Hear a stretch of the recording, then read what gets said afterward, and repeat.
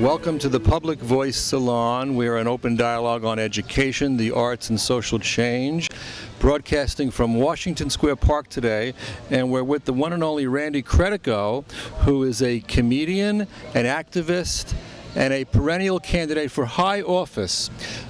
We were here 2 years ago with Randy when he was running for governor against Andy Cuomo, and he actually wound up coming in third place, which was pretty remarkable. And at that time, Randy was kind of this lone wolf, anti-establishment guy, crying in the wilderness.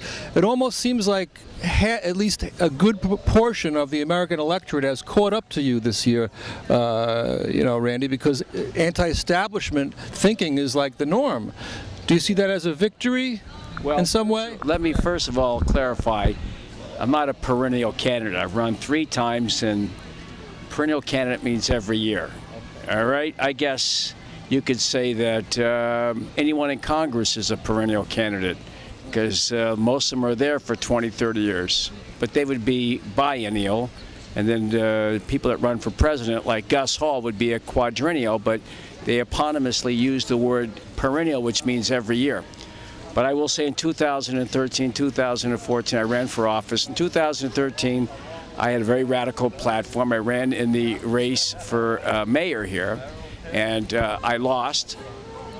I lost the primary, but I was in the general election on the Tax Wall Street, the newly created Tax Wall Street Party, and my program was a lot more radical than Bernie Sanders. I actually had a specific, what was called a Tobin tax, a transaction tax.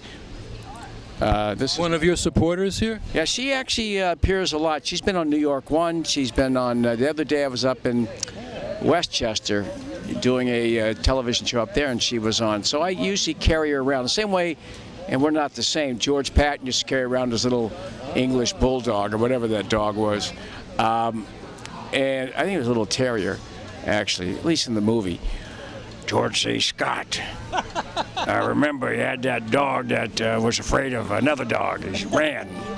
So, yeah, I'm very radical, a lot more radical than my 2 opponents for governor, which is Andrew Cuomo and Zephyr Teachout, who basically wants to be a career politician, Teachout, and she was able to inveigle some people who call themselves progressives to vote for her over me, particularly these hacks in the progressive wing of the Democratic Party, which is an oxymoron. The Democratic Party is not progressive. Bernie Sanders is to the right of me, but he caught up.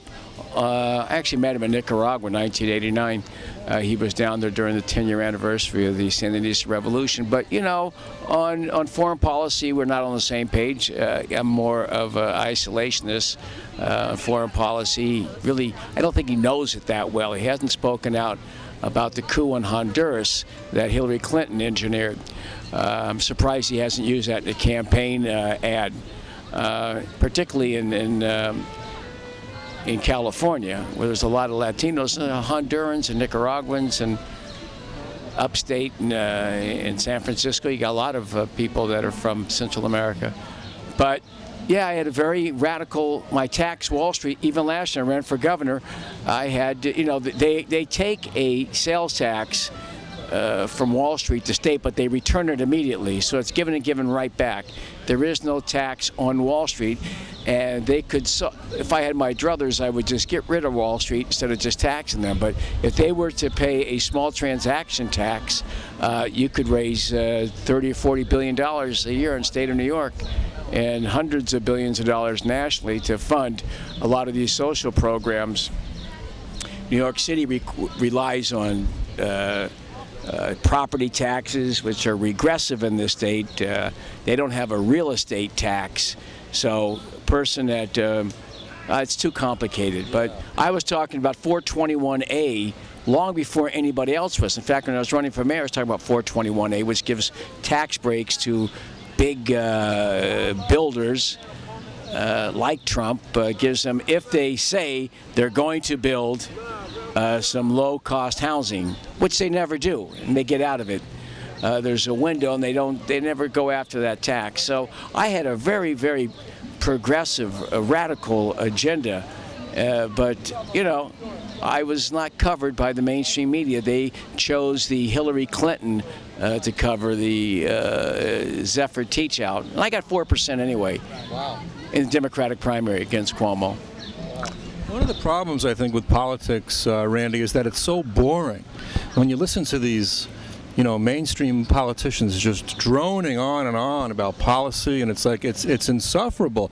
You were at the Left Forum this weekend. Claudia and I saw you there. You had a comedy show that you moderated. It was fabulous. I mean, and you get to make points through comedy and in a theatrical way that just cuts through all the baloney, So, and in some strange way, I know this might sound really bizarre, Trump has this theatricality about him, and it's almost like this carnivalesque circus.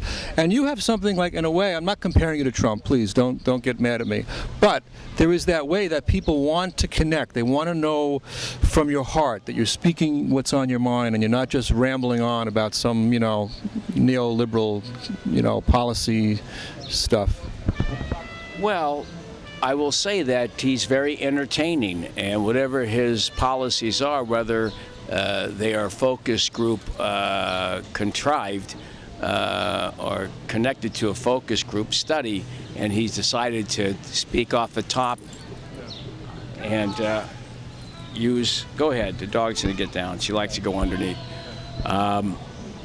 Whether it be that or it's just all organic and these are his beliefs, I don't know. But his presentation is people want to see that guy get out there and work the crowd. He definitely does not use a script. He's got a lot of stuff memorized, and once in a while he'll have cliff notes that he'll refer to, but he's very entertaining. He's definitely an unorthodox figure that's running, and he's not that smooth in terms of policy, but Hillary Clinton is too smooth. Bernie Sanders says the same thing most of the time about taxing Wall Street, and it's a rigged system, and I would not support this. And he says too many nice things about the Saudi government.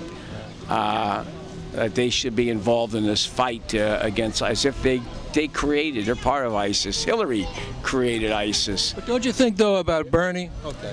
No, Bernie. Yeah, go ahead. You can. The fact that he has ignited this revolution on the left.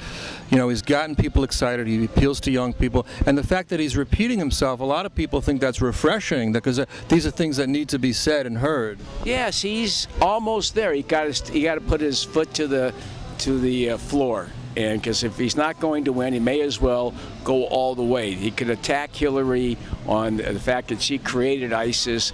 Ricky Ray Rector, the guy who was executed in Arkansas in '92, prior to the New Hampshire primary, which she encouraged Bill Clinton to do.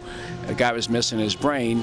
There's Waco and there's Rwanda, welfare reform. He can't say the crime bill because he himself voted for the crime bill, which had devastating effects. And Vermont has private prisons. They don't have them there, but they send a lot of their convicts to private prisons. And he's been speaking out against private prisons. But the funny thing is, Hillary hasn't brought up the fact that he himself has said nothing about private prisons in his own state. I could find, look, if it weren't Hillary in a race, I would be running against him from the left or from a more radical position. He supports drone strikes. He thinks they're legal. They're totally illegal. And he supports the siege of Gaza. He's the best on Israel, I will say, out of the candidates that ran this year. It's very difficult to stray away from the position of that's not pro-Israel. He didn't show up at the AIPAC thing. Yes, he's been great. I support him. I did a 36-hour event for him in Brooklyn. I did a 36-hour get out the vote comedy and music marathon, 36 hours, 2 days before the New York primary. The problem is he's surrounded by all of these egomaniac mid-level and higher-level advisors that are not really good at dealing with people. You know, there's a couple of really good ones. Nina Turner's good, but you know, guys like Jonathan Tassini, you know, it's like I won't vote for him possibly because of people like Jonathan Tassini. It's people that they let it go to their head that they're working with this guy, and you got some organizers that come out of what is that big 424, whatever that big environmental thing they had. You have some people connected to that when they were in New York that just turned everybody off here, and they didn't know how to go canvass and organize and inspire in the black community. They should have had that covered from the very outset. They should have been in every project in New York, but they weren't. They didn't have a presence there, and they just didn't know that this was a closed primary, and you had to register way back in October. But you couldn't tell these people. They had big rallies with, you know, 20% of the crowd was Democrats. They had a big rally here.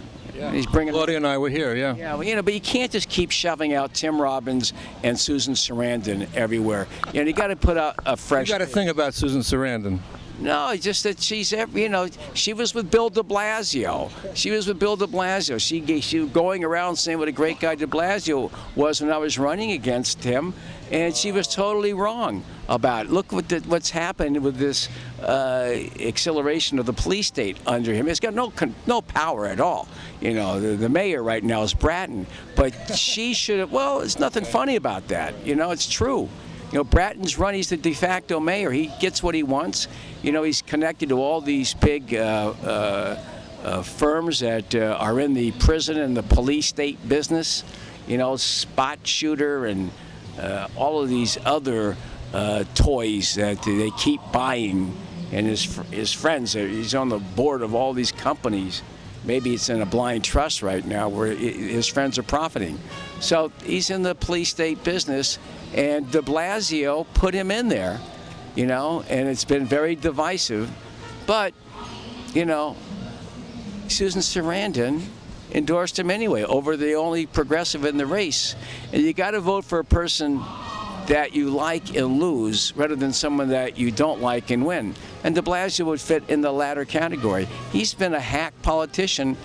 He's a liar. His real name is Warren Wilhelm. Warner Wilhelm or Warren Wilhelm. It's Wilhelm. He's German. You ever seen an Italian 7'1"? No. Okay, he's the tallest Italian American, or maybe Italian. And you know, Julius Caesar was about the size of Billy Barty. And these guys are small. Italians are small unless they're nationalized Italians from Macedonia or some Eastern European country, and they got, you know, Italian citizenship, and they're on the basketball team there. But you know, Italians are, so he lies about that. Does he look Italian? There's nothing Italian about him. He ate pizza with a fork and knife, right? Yeah. Well, that's the giveaway there, I suppose. But his policies. His father was a World War II hero.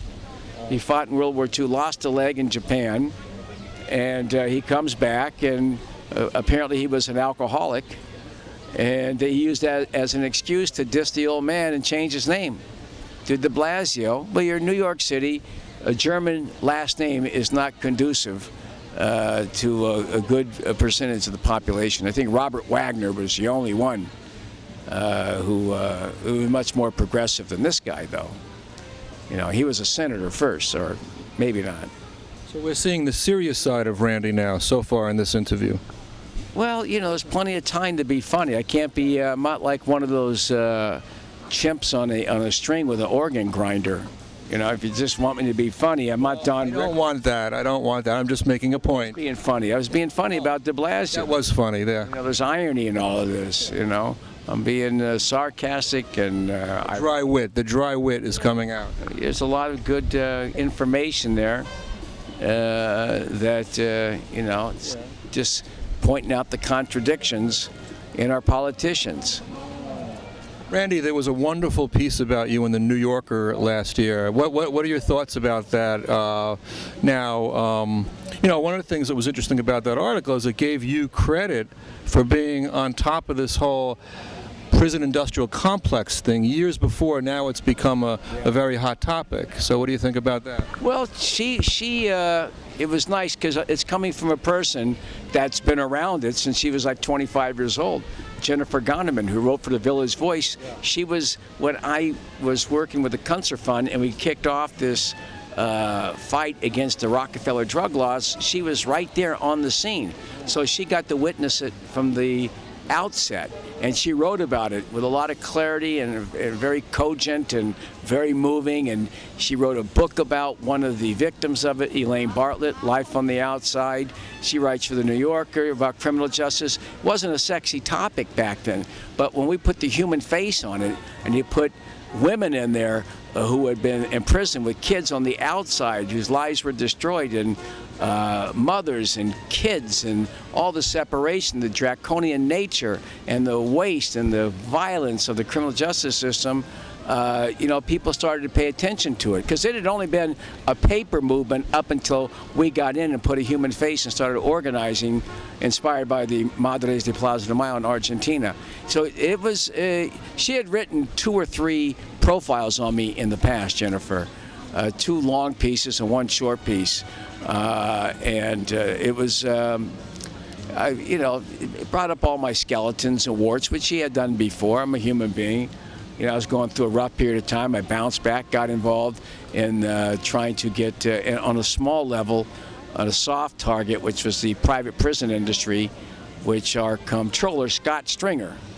Scott Stringer is involved with the pension fund, with the private prisons. He's got our investment there. So she, I had bounced back. After I ran for governor.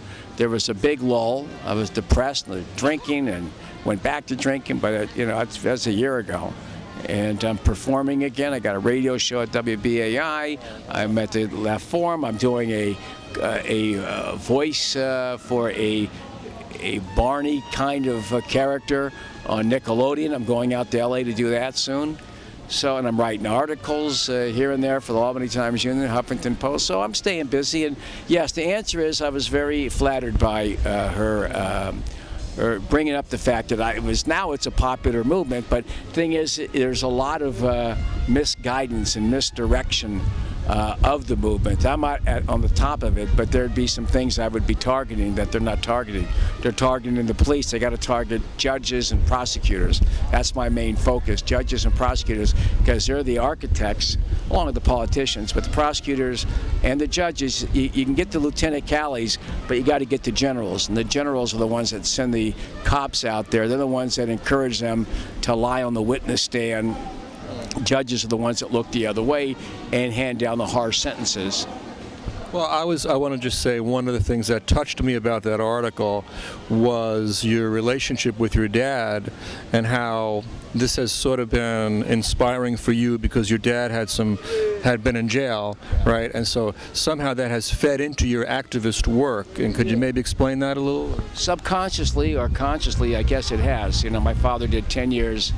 We mentioned Tim Robbins a minute ago. My father I told him when the Kunstler documentary by Emily and Sarah Kunstler was playing at a film festival in LA, he was there, and also at this rally against the Rockefeller laws that Russell Simmons parachuted in on 2003, Countdown to Fairness. He was there for that. And I said, my father did time in the same prison. He looked at me totally befuddled, and I said, Shawshank Redemption, yeah, that's where that was filmed, takes place, the story in Maine. Stephen King wrote the book. Great movie. Yes, but all of the interior and exterior shots were taken in Mansfield, Ohio, where the Ohio State Penitentiary still is. It's like a monument now. My father did time. You remember how ghastly and gothic that place was, and scary and intimidating. It's like an Attica, but in Ohio. And my father did time in that that prison without the rock and roll. You know, I was enjoying the jazz. Now it's been suffused by the rock and roll. To let people know, we're in Washington Square Park here, which is a very bohemian place historically. Greenwich Village. This show is going out around the world, so people watching us in wherever, they can know that we're here in Greenwich Village. But obviously there's been changes here. There's been a lot of corporatization, and we're trying to fight to maintain that bohemian spirit. And you represent that, I think, Randy, because you go back to that generation of that age of Aquarius kind of. Well, you're sort of caught the tail end of that. And I just want to say, Claudia and I, we both love you very much in your work, and we enjoyed you so much at the Left Forum. And sometimes I wonder why you couldn't be filling stadiums right now. I mean, with your message, now that you see Bernie is pushing the envelope, and that Occupy thing that was going on in 2011 is almost resurfacing politically now, and you could be the guy who represents that in terms of in comedy, more so than Jon Stewart, maybe, or? Well, Jon Stewart only dealt with as Chris Hedges said, with just the foibles of the system. Doesn't get into the meat of it. That's why he was on TV that long. I mean, you see him mixing with Kissinger and Bill Clinton and other war criminals, and really liking to rub elbows with those guys. But he basically scratched the surface, and he became the standard bearer of anti-establishment comedy. But he really wasn't. There are people been around. He just reads a teleprompter. He's got 25 white writers. They're not going to go below the surface, and that's why he's worth $300 million today. Same thing with Bill Maher. They're not going to really go after policy so much.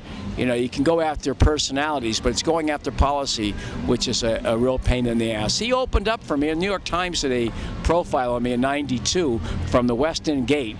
Francis X. Klein did a beautiful piece on me back just before Clinton won.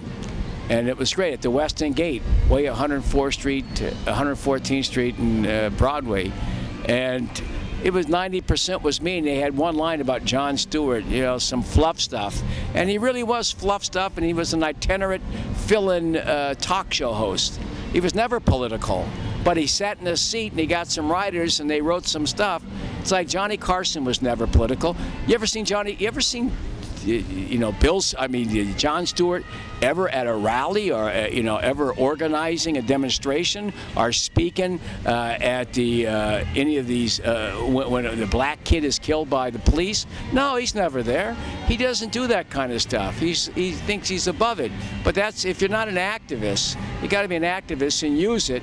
He's a TV personality. Take a look at who advertises. They're not offended by his kind of iconoclastic comedy, but it's not radical in no way, shape, or form. Barry Crimmins, now he's radical. He's a guy that is a friend of yours. Yes, yeah. He's an activist too. Yeah.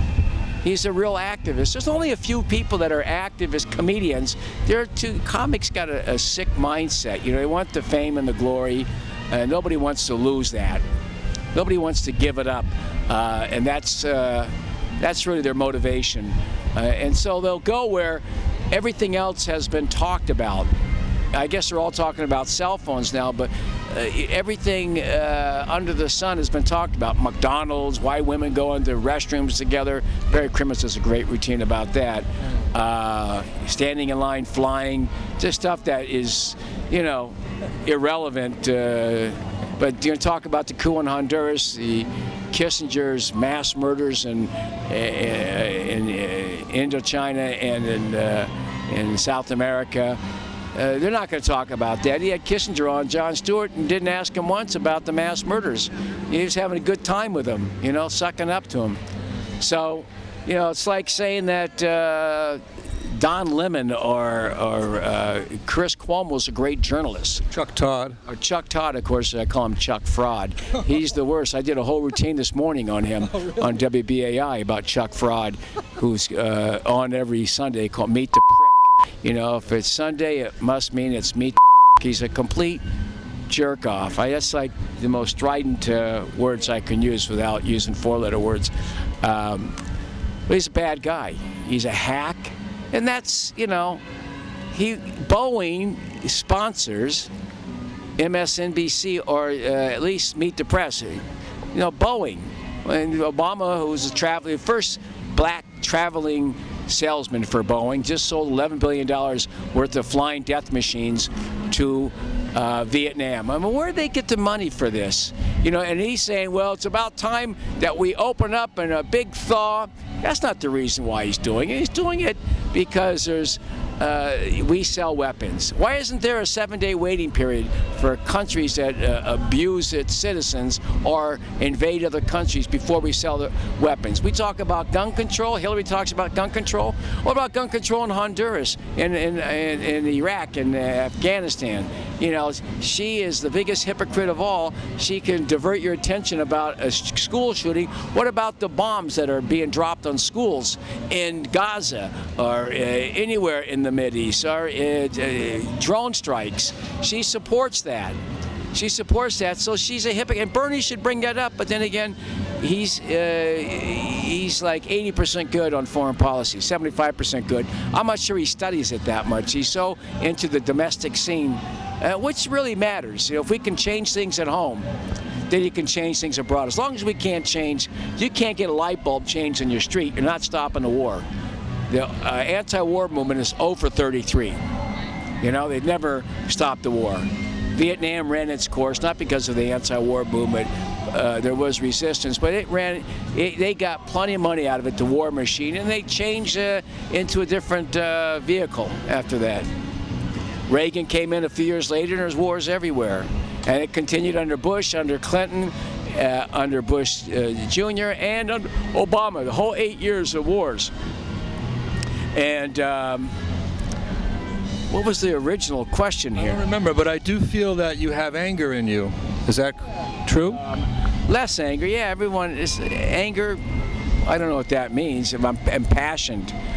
Okay. There's a difference. Am I mad at somebody for burning me? No, I'm angry at the lack of awareness and the fact that of the public, and the fact I'm not really angry or envious of people like Jon Stewart. It's just that he came in, parachuted in as a political satirist, and he becomes the standard bearer when you got people who are buried. Well, then again, Bach didn't get anything until way after his death. A lot of writers don't get well known until after they're dead. They're the best writers of the time, but they're not popular figures. So it happens many times much later. You're ahead of your time. So in the meantime, you got a commercial comic who masquerades as a political satirist, and that's what they want you to see. You got Hillary Clinton calling herself a progressive. That's what they want you to see. They don't want you to see. And you got Chuck Todd, who, I don't know where, the guy garbles his words. He's so inarticulate. His mother must own a lot of stock in Boeing, because he knows where the skeletons are buried at Comcast, because I don't know how a guy like that got the job. He went from John Chancellor. He wasn't the head. I think he pinch hit once in a while, but Roger Mudd, John Chancellor, all these guys we saw back in the 60s, how did it devolve to someone like Chuck Todd, who was a political director, and he would go up and do the John King thing, the map and all of that, but they're all frauds. Nobody watches them, by the way. They watch Lockup. Lockup is their big moneymaker, which is this voyeuristic, sadistic show that's on every day, and it's about people in jail, and it's on, and it makes a lot of money because it's cheap. They're working for that network that's basically underwritten by the profits from this sick show. They may as well have a snuff show on, or child pornography, because it is definitely a vile network that would showcase something like Network or Lockup. I'm tired because I got up early this morning to do my radio show at 6 a.m. I had to be there at 5:45. And so last night I was watching a lot of war movies with Robert Ryan, who was a great radical. Battle of the Bulge? Battle of the Bulge, Kelly's Heroes. No, Battle of the Bulge, The Longest Day, Men at War. He's in all of them. My favorite, of course, is Billy Budd. But he was like as left-wing. He is Jewish too. They didn't go after him because Hoover decided the guy was this tall, good-looking guy that was like Gary Cooper and John Wayne, and he had a lot of fans, very popular. They better not go after him. You know, they better not go after him. They made a conscious decision to go after other people. Garfield, John Garfield, and who's the guy that played Jolson? That guy. John Garfield was at the Actors Studio too. He was a serious actor. Yeah, he was a serious guy. You know, Lucille Ball was as far left as you could get. She was good. Ginger Rogers was for about 2 weeks, and she became a rat. Wow. My dad was in a play called The K Mutiny Court Martial in 1958, directed. I know the scene. The key was not imaginary. And I don't know anything about mesh boys eating strawberries. Now, there's no need for that. I know exactly what to tell you lies. He was no different from any other officer in the wardroom. They were all disloyal. I tried to run the ship properly by the book, but they fought me at every turn. Crew wants to go out with their shirt tails hanging out. That's all right. Let them. Take the tow line, defective equipment, no more, no less. But they encouraged the crew to go around scoffing and scheming at me about Yellowstain. But I was to blame for Lieutenant Merrick's poor seamanship, but not Captain Quig or whatever, something like that. It seems like we're in a K-mutiny moment here in our politics when we can't trust our leaders. Oh, it's Fleet Week, yeah. It's also Fleet Week. That was where Fred McMurray got slapped by Jose Ferrer. That's right. If you recall, Fred McMurray was slapped by... That's a great film. I watch all the old movies. Yes. I don't go to the films. I don't go. I just saw The Third Man. And the music by Anton Karas, Third Man theme. Novel by Graham Greene.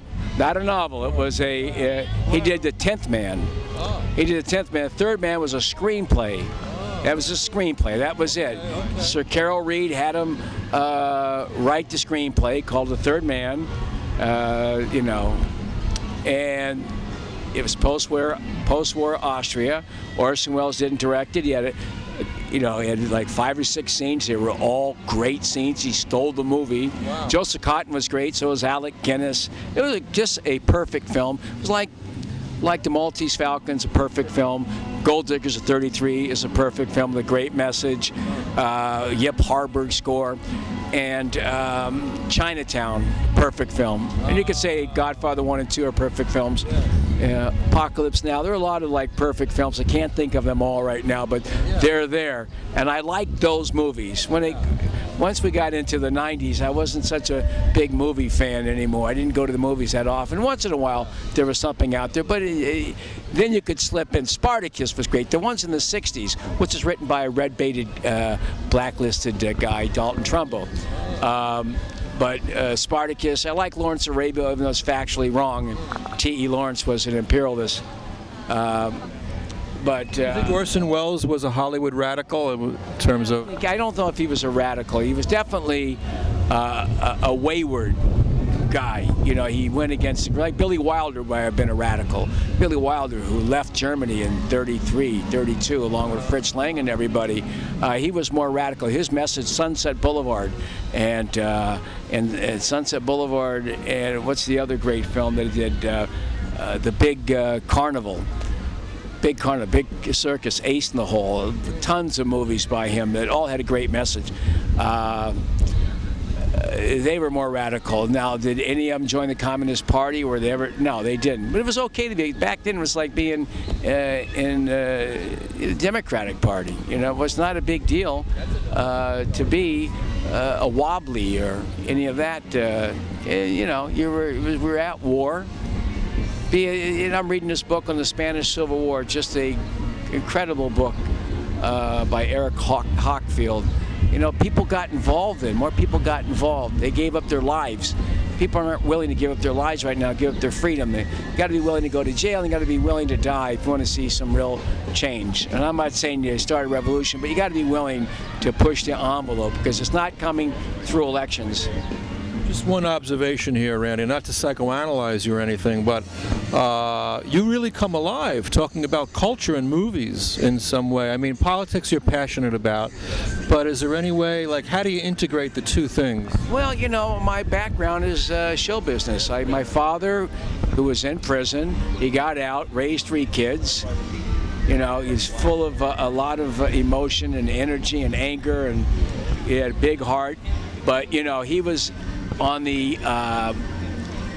he was a male nurse, even though he came from a mobbed up. He was totally protective when he was in there. My cousin, his first cousin, Julie Petra, was on the death row for murder, and he got overturned on a technicality, and then the witnesses disappeared and he got off. But he was bumped off by the Jewish mob in Los Angeles, headed by Mickey Cohen. In '66, I still have the news release on him in the Progress Bulletin, LA Times. So my father was in jail, and he was a male nurse in the tuberculosis ward, which was 100% African Americans. And, you know, because of that, coming east, clannish Italian second generation, Italian communities, first and second generation, where he grew up, are, you know, very clannish and are not good when it comes to issues of race. And, but my father, having that experience, you know, it got into him, and hence I was brought up with an open mind. You know, he ran a club. He was the general manager of a club, a bar manager too, of a club in California called the Royal Tahitian. That was a multiplex place out on the 40 miles from Los Angeles. Louis Armstrong, Sonny and Cher. Let me get to the black artists. Ray Charles was there. Bobby Darin, who could say was black. The Ink Spots were there. Ella Fitzgerald worked there, and I could go on and on if my memory. Dick Gregory worked there, so it was a great place. Louis I saw a bunch of times. Got a picture on his lap. I lost the picture, but still I don't even like to think of it. But it was a great place. It got into my system. It closed when I was 14. I went there. It started when I was 6, 8 years of going to the Royal Tahitian all the time.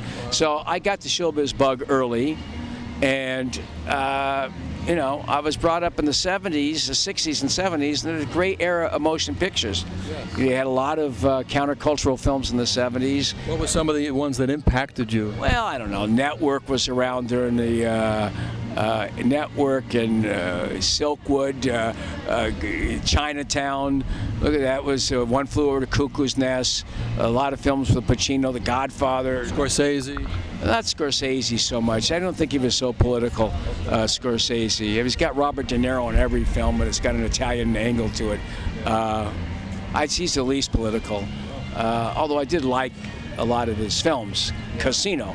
And in the movie Casino, I worked in Vegas, by the way, so I was doing impressions when I was 16. I started out in a place in Montclair, California called Inside Family Pizza, and I was 17 years old.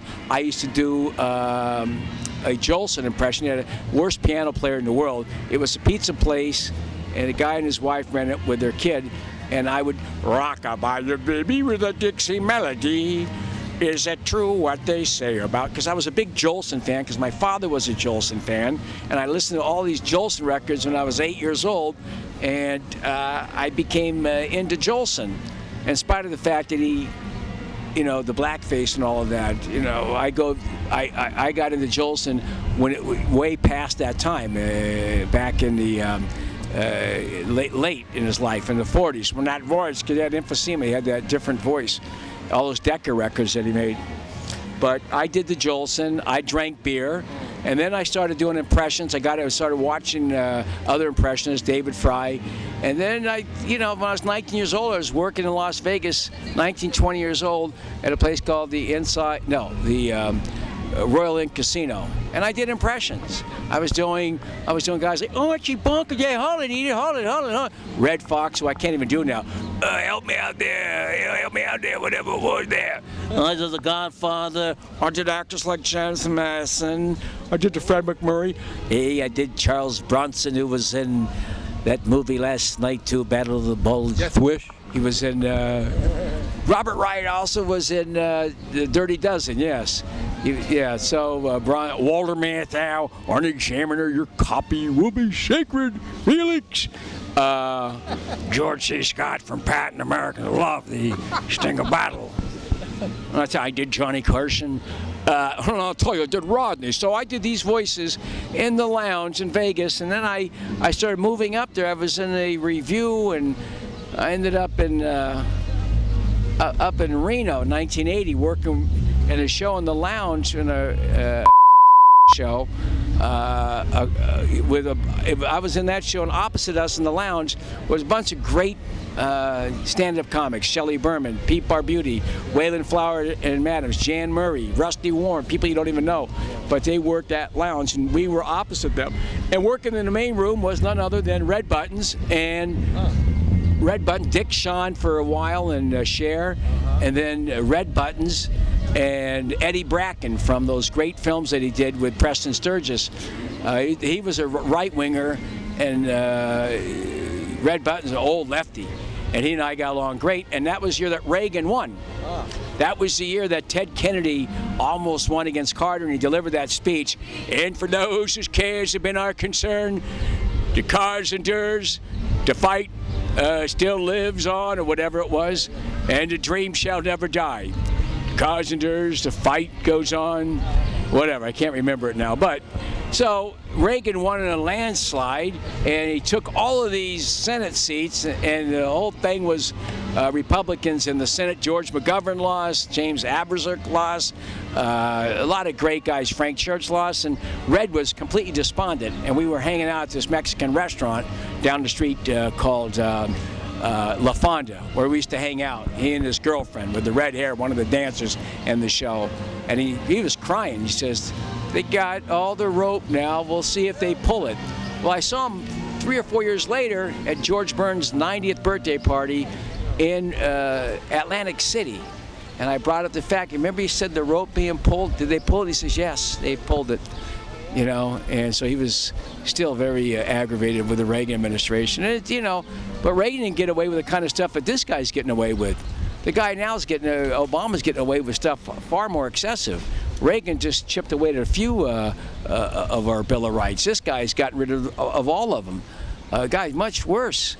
I mean, he's got wars everywhere. He's got clandestine wars. He's using drone strikes. He's using the Espionage Act, the Patriot Act. But he's got a good rap, and he does it with a smile and a gentle voice, Obama, without being angry. All these trade deals, you know. So that was it. And of course, I perform. I do every Wednesday night.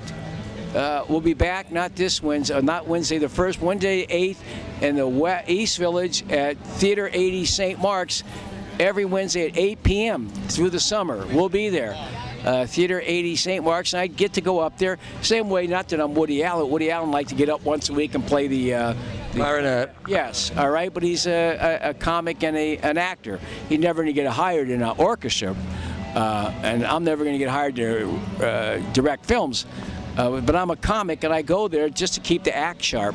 I'm going to the Oregon Country Fair for 4 or 5 days next month, actually in the early part of July, for 4 days of outdoor comedy.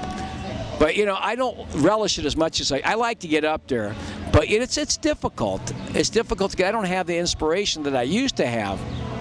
You know, I don't have the fastball and the curveball and all of those things that I once. I don't have the velocity. I'm probably a better performer, but, you know, you got to get up there. I used to have so much energy on the stage. So I worked all these clubs in Vegas, and what really got me out of there is I did this scene from a movie. It pissed off the producer and the director of a one-year contract at the Sahara Hotel. And they came to close the night of another show that I was filling in on. I was supposed to be in the next show. It was Pen-Ups at the Movies with all movie stars, right? I was doing the voices, going to perform and all that. John Wayne Pilgrim, our Jimmy Stewart, hold it. Or Clark Gable, let me just say this. Our Cary Grant, Teddy's got to go to Happydale now. But I did this scene from a movie called Knock on Any Door, which with John Derrick, a good-looking guy.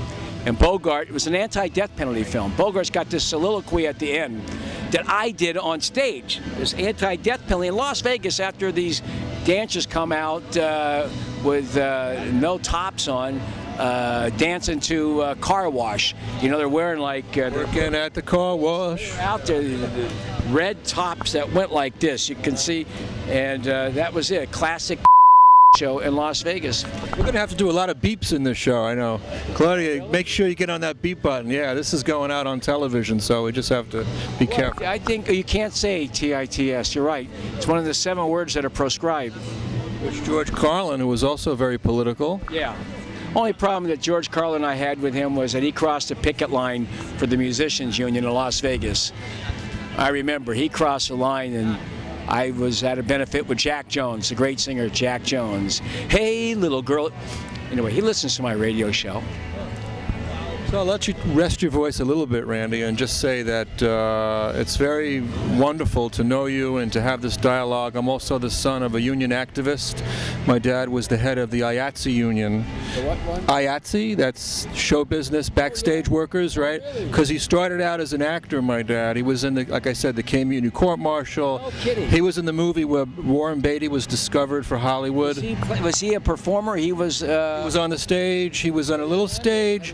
No, well, that's what he wound up. But in 1958, he was acting at the North Jersey Playhouse, and he was in the play where Warren Beatty was discovered for Hollywood by Joshua Logan. It was called Compulsion, and my dad was in that play. the Clarence Darrow? Yes, yes. Leopold and Loeb.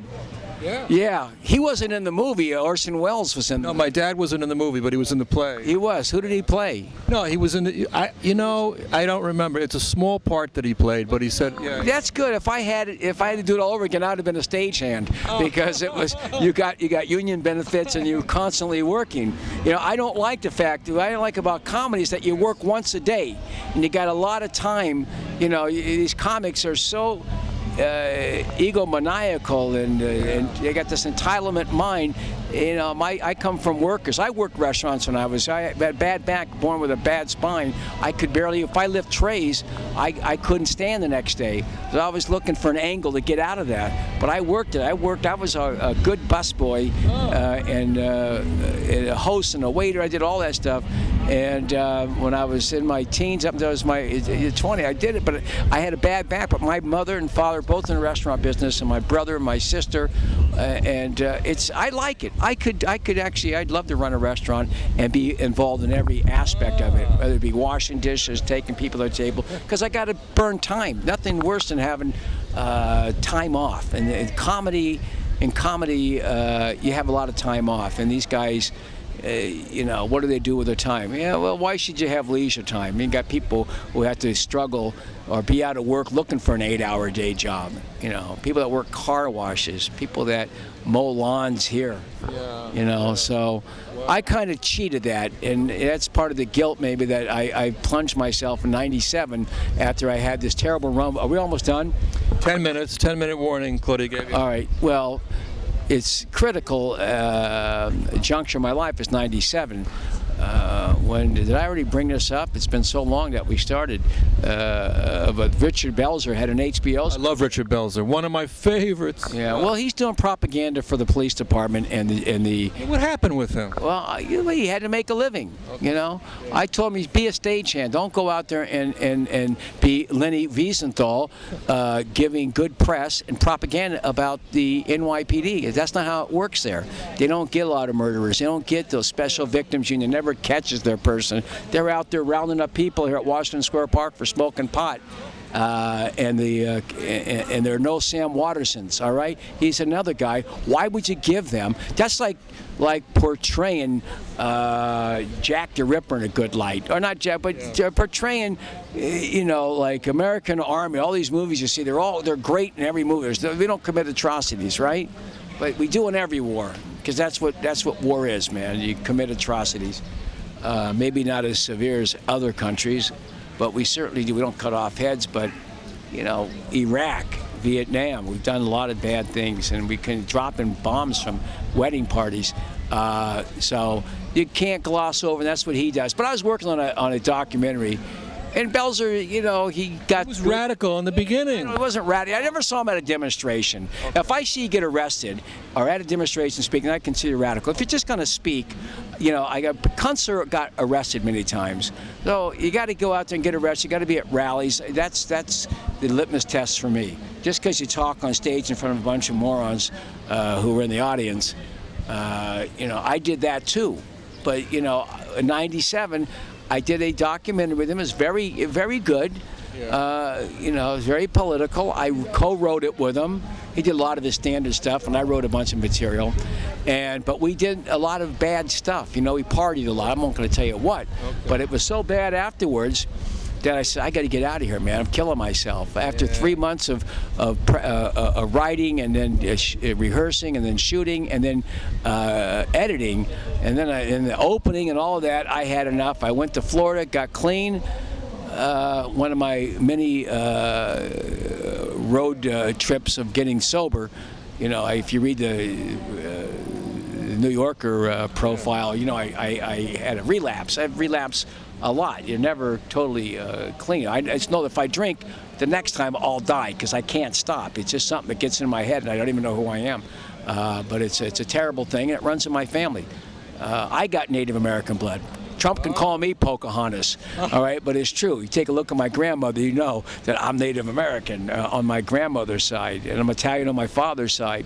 But, that blood on my mother's side, everyone, had a problem with alcohol. All of her brothers and our sister, and, it runs in the family, and it's something that, it's like being born with a disease or whatever you are. It's a disease. So the only way you can keep it under control is to not drink and find ways not to drink. Now, I just want to say, so I went to Florida, I cleaned up my act, and I got into running the Kunstler Fund when I came back. I saw a guy, Anthony Papa, who had just done 12 years in prison under the Rockefeller law. I saw him on a C-SPAN show, and I said, God, that guy, and he painted his way out, got clemency. Long story short, we organized families of prisoners. The Kunstler Fund underwrote it and directed it with his daughters and his widow, Margaret Ratner Kunstler, Sarah and Emily Kunstler, and we did it. We actually got out there and it changed my life running the Kunstler. I'd known Bill Kunstler for a long time, but this he was a great guy. I got out of it. And I sporadically do comedy benefits for WBAI. I don't work the comedy club circuit anymore. I got into that and put all of my energy and showbiz knowledge into using the court of public opinion through rallies, demonstrations, and vigils. And so that was a change in my life. So I do it, But I got too much energy to just do stand-up comedy. I got to do other things. Well, we've become friendly with Pat Cooper, who was a guest on our show 2 years ago as well. Yeah, he's a great guy. And he also feels bad that the comedy scene has turned their back on him. And I think he's one of the all-time greats, And he said he has very few showbiz friends now even, that they're turning his back on him. He's got a mutual friend. He and I have a mutual friend, Peter Anthony, out of Las Vegas. Ask him if you see him again. Ask him about Peter Anthony, is a close friend. And I stay in touch with Peter Anthony and Pete Barbuti. I've had him on my show. I'll have Pat on my, where is he, in Jersey? No, he lives on the Upper West Side. He's great. How old is he now? 87 he turns this year. It's 15 years younger than Irwin Corey. I'm sure he still has all his marbles, right? Oh, he does. Boy, he's sharp as a tack. Yeah, he's great. I'll put him on my show. All right. There's only a few minutes left. At the Left Forum, one of our favorite panels this year was on loneliness and capitalism. Harriet Fraud, who's a psychoanalyst and an activist, and her husband Richard Wolff, who's an economist, talked about how it just feels bad to live in a society like ours that's hyper-capitalistic and competitive. So maybe that could feed into also, too, people's personal problems like alcohol and just general depression. It is. It's not. Even in this park here, look, people are like very alienated from each other. They're walking by. Nobody talks to anybody. Subway, nobody talks to each other. Everyone's on their cell phone. You can go up and down. People are getting fried. They don't know how to talk. There are no raconteurs anymore. Not great storytellers. People don't know how to talk because or read or write. They're looking at a cell phone, getting radiation burns in the head, and this is what they do. They do this. They push that little red button from Facebook all day long, and that's why there are no great storytellers emerging right now because they're all hooked on their cell phones. Everybody, cops. You had some cops that were pretty good off the top. They're pretty good raconteurs themselves. The old guys on the beat, these guys now, that's what they do. They sit around and they get their education and their writing skills from, short messages.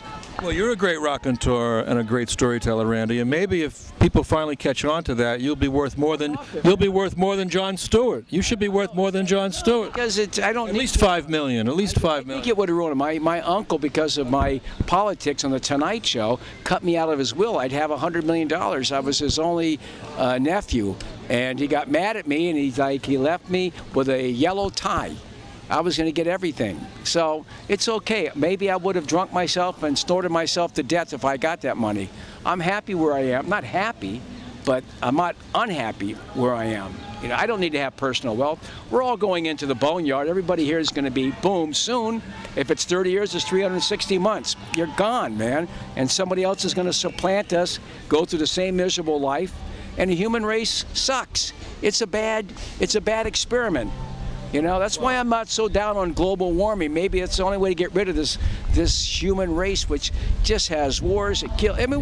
Slavery 5,000, 10,000 years ago. We have it now. We're almost out of time. Dialectically, I want to bring the opposite, that I am an optimist and I'm hopeful, and I think that the Bernie candidacy is a wonderful thing. But Trump is afraid to debate Bernie. What do you think about that? I think he's going to debate him. Okay. I think he ultimately will. He's got to step back and try to figure out how he comes out better. He's obviously going to scream over Bernie, and he doesn't want to hammer him. He wants Bernie's supporters, because people do not like Hillary Clinton. Can you leave us with a little Bernie? I think it's important that I absolutely engage in a debate with Donald Trump.